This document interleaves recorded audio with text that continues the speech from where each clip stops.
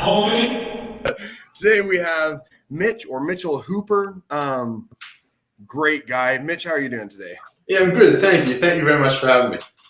Yeah, wonderful. So first of all, I guess mostly what I know of you is that you're going to attempt the 505 deadlift record, or you're working up towards it. Mm-hmm. How's that going? I've been looking at all your videos. It looks phenomenal.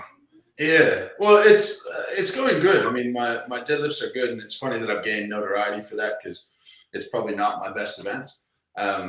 So yeah, I'm excited to do the deadlift. I'm excited to do the whole Giants Live show. And there's a competition between now and then that I'm not allowed to talk about. That hopefully I get the hopefully I get an invite to last minute as well.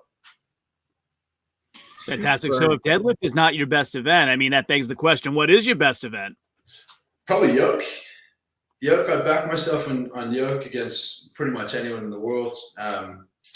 Yeah, you know, it's just that's what was available to me in the past couple of years is the static events. And so that's what's happened to be out there on Instagram. But yeah, I like moving around. I like carrying things. I like running.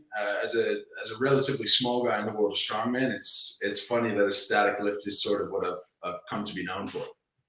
Yeah, so whenever anybody mentions yoke on this show, Isaac and I have a series of questions. So first of all, what kind of clearance off the ground do you like? Like a high pick so you know you're not going to stumble, or a lower pick, be more streamlined and aerodynamic? What do you prefer?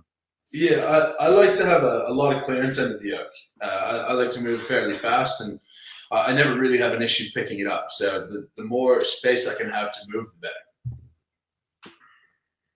And then how about hand placement? What do you do with your hands? Well, I put my hand on the back side of the yoke, pushing forward, with the idea that if I can create any sort of momentum of the yoke to be in front of me, I believe that actually stops the yoke going side to side because it has so much inertia back into your hands. So I try and push that yoke as hard as I can with my hands. My last one is always breathing. What do you do with breathing? Don't breathe. Hold on for dear life. It's a common answer. We often hear if it's short enough, you don't breathe.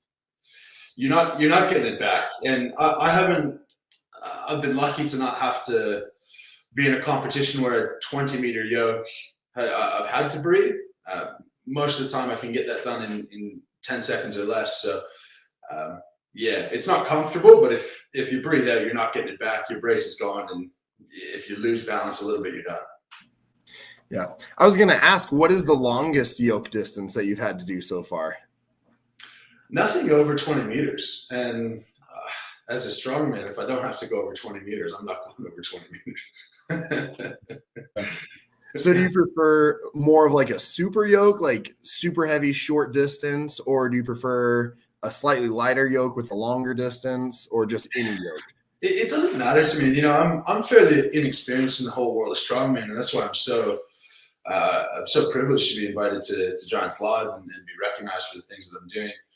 So I've been in maybe 6 or 7 competitions, and a lot of that was because of what's happened over the past couple of years. But yeah, I haven't been exposed to a ton in competition, but in terms of gym lifts, I've done 620 kilos for 5 meters, no drops. I've done 1,000 pounds for 15 meters in 7 seconds. And that's kind of my weekly training right now. So whether it's short and heavy or long and